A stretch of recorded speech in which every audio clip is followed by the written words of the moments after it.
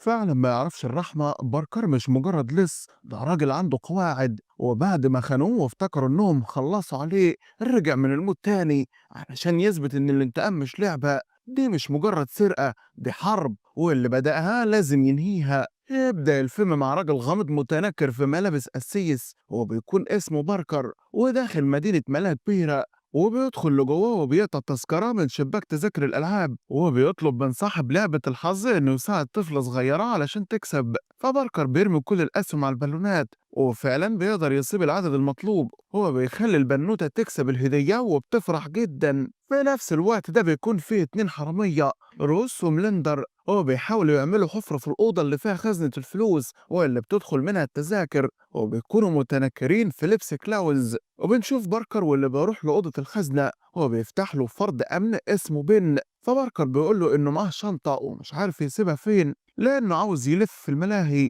فبن بيوري له مكان غرفة الاستضافة وبيقول له إنه يقدر يسيبها هناك. في نفس اللحظة دي بيكون روس وملندر خلصوا الحفرة وبيوصلوا للأوضة وبيخرجوا من الحفرة بالسلاح بتاعهم للموظفين، وباركر وقتها بيخرج المسدس بتاعه وبيصوبه تجاه الموظفين، وبنعرف وقتها إن باركر يبقى رئيس العصابة وروس وملندر هم المساعدين بتوعه. باركر بيهجم على المكان هو وروس وملندر وبيعملوا حالة رعب على الموظفين، وباركر بيلاحظ إن بن مرعوب وبيروح يهديه وبيقول له إنه مش هيأذيه، وبيظهر إن باركر شخص عنده إنسانية وبيسألوه إذا كان مرتبط ولا لأ، فبيقول له إنه عنده بنت بيحبها، فعلشان يطمنه أكتر بيقول له بالليل هتتفرج على الأخبار أنت وكارلسون، الفرد الرابع من العصابة.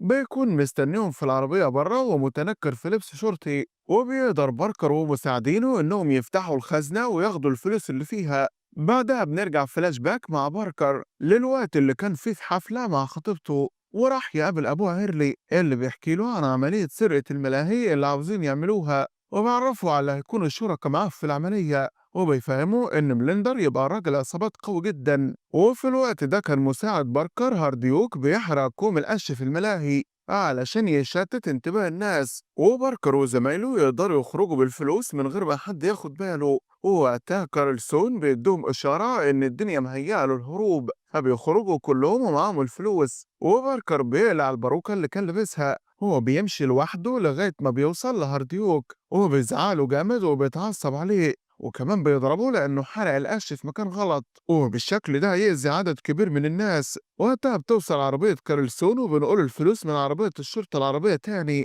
وبيركبوا فيها كلهم، وفي الطريق ميلندر بيعرض على باركر إنهم ما يقسموش الفلوس دلوقتي لكن يدخلوا بيها في عملية تاني ويكسبوا أكتر، لكن باركر بيرفض ومليندر بيقول له يتخيل نفسه معاه شنطة مليانة ألماظ، وبرضه باركر بيرفض. مليندر بيسأله لو ما قسمش الفلوس عليهم هيعمل إيه يعني، فباركر بيقول له إنه هيقتله في أقرب وقت. فبنشوف كارلسون بيطلع المسدس بتاعه وبيجهز إنه يضرب باركر، وبنلاقي باركر قام هجم عليهم فجأة وبيضربهم كلهم جامد جدا، وبيدور قتال عنيف جدا ما بينهم، وباركر بيضرب طلقة في ودن كارلسون وبعدها بينط من الشباك وبيقع وبيكون غرقان في دمه. وقتها مليندر بيؤمر هارديوك انه ينزل يخلص على باركر، وهارديوك بيرفض لانه بينزف بس بيجبروه انه ينزل، وساعتها بيقرب هارديوك من باركر وبيضربه بالنار وبيوقعه في تيرها. بعدها بنشوف الموظف بن في التحقيق وهو بيقول انه مش فاكر ملامح الشخص اللي دخل بس هو كان لابس لبس قسيس. في نفس الوقت ده باركر بيكون فاقد الوعي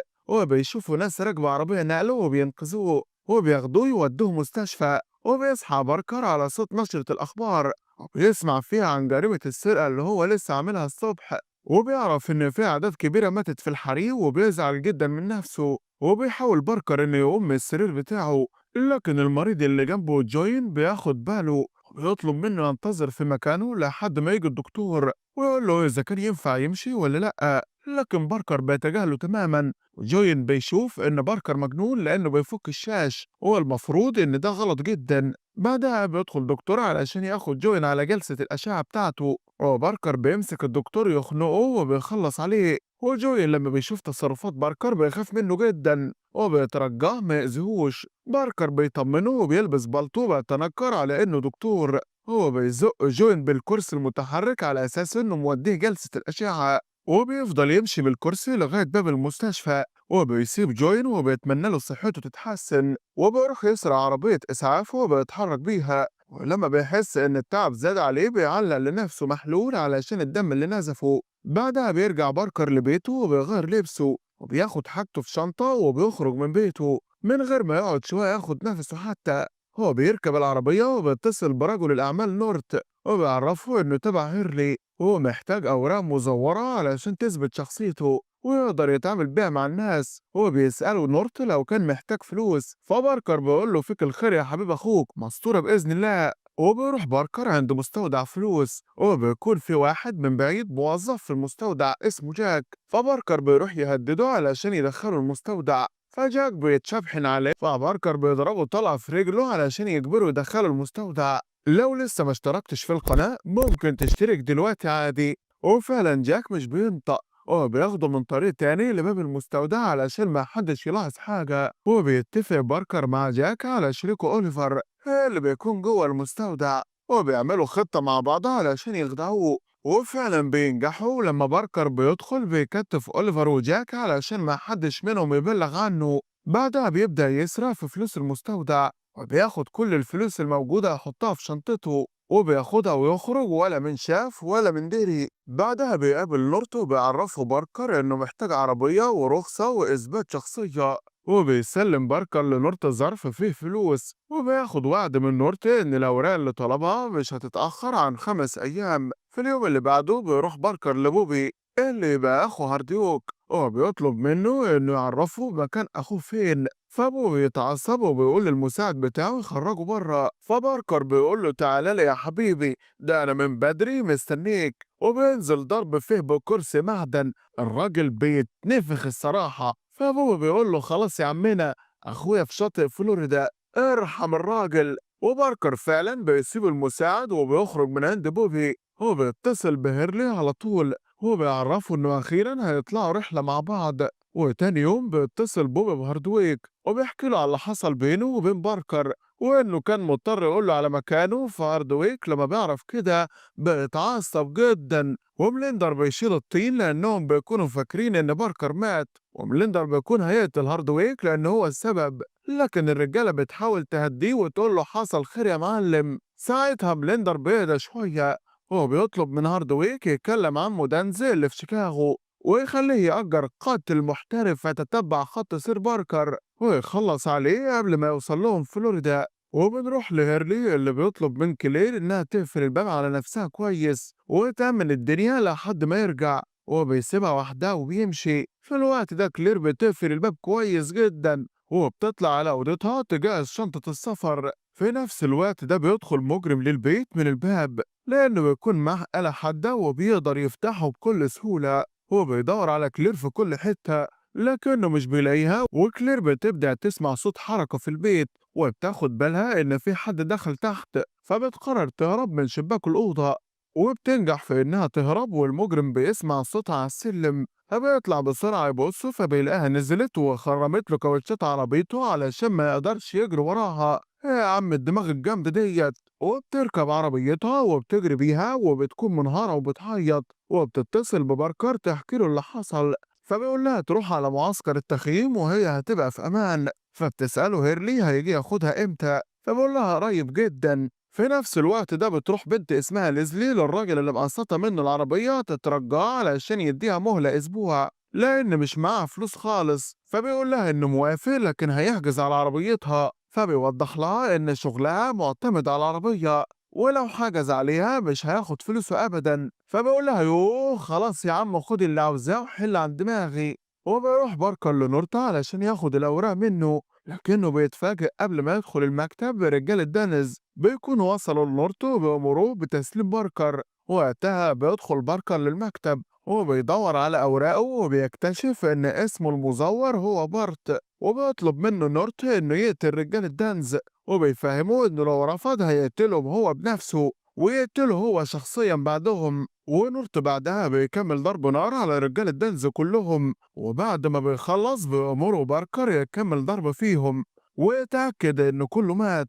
وقتها هيرلي بيخاف على بنته اللي قاعدة لوحدها وبيتكلم مع باركر وبيقرر يكذب عليه وبيقول له إن أكيد مفيش حاجة في شاطئ النخيل، وإن بوبي بيكذب عليه، واستحالة بلندر ينفذ جرايمه هناك لأن فيه حراسة مشددة. فباركر بيقول له إنه ذكي جدا وبيقدر يخفي جرايمه، ومش بيقتنع بكلام هيرلي بسهولة. وهيرلي وقتها مش بيكون قدامه غير إنه يدفع لباركر فلوس العملية اللي اتسرقت منه، وبيفهمه إن الفلوس دي دفعها له دانز.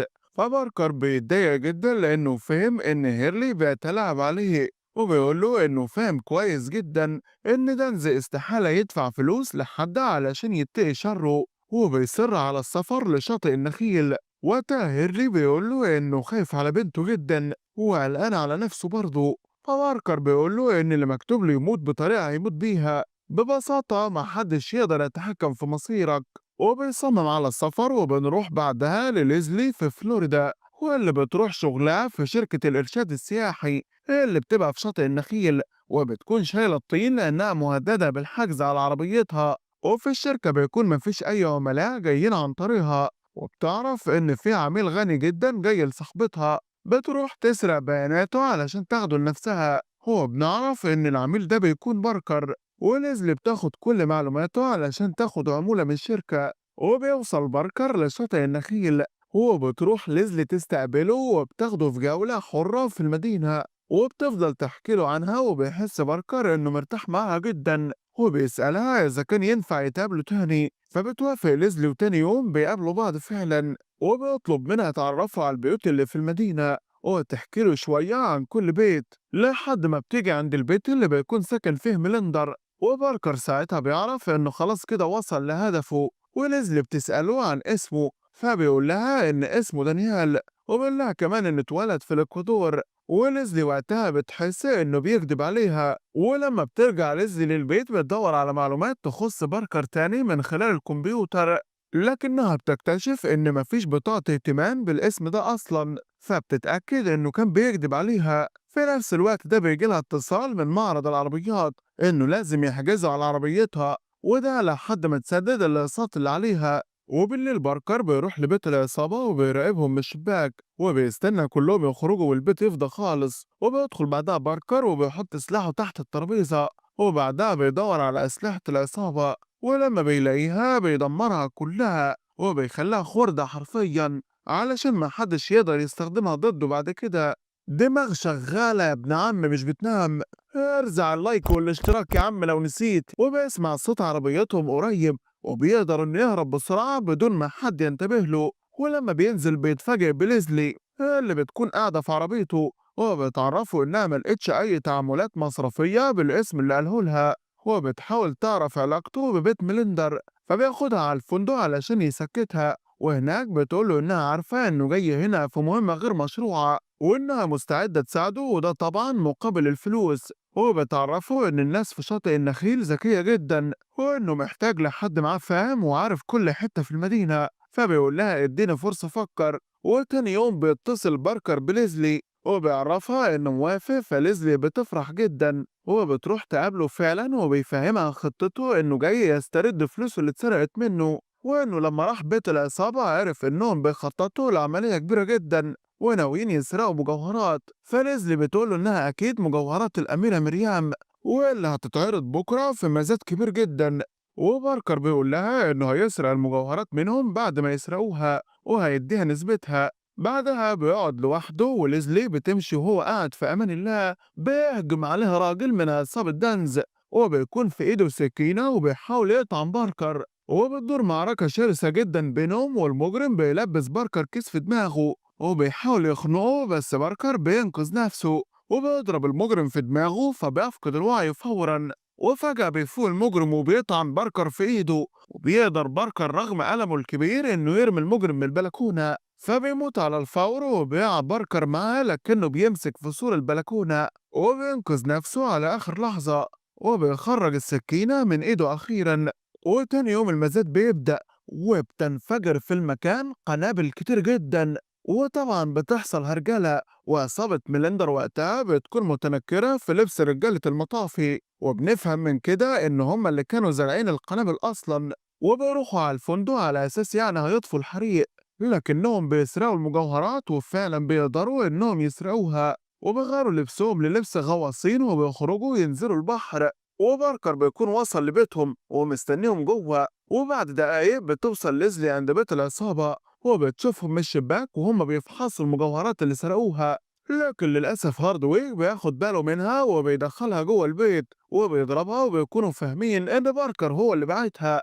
وبيفضلوا يدوروا عليه في البيت بس محدش بيلاقيه. لكن ميليندر لما بيدور بنفسه بيلاقيه وبيصوب عليه بالمسدس لكنه مش بيضرب نار. وباركر بيمسك ميليندر يضربه وبيخلص عليه بسهولة.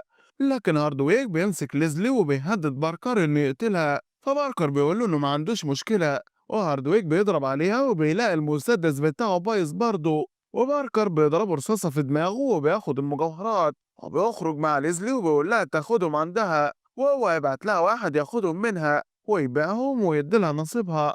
وبعد فترة بيوصل ليزلي على البريد ورزم فلوس، وبكده باركر قدر يحقق اللي هو عاوزه، وليزلي مشاكلها كلها اتحلت في الحياة. لايك للفيديو لو عجبك يا صديقي، وما تنساش تشاركنا برأيك في التعليقات واقترح لنا أفلام تحب نلخصها، ويا ريت تشترك معنا في القناة علشان توصلك كل ملخصاتنا اللي جاية. سلام.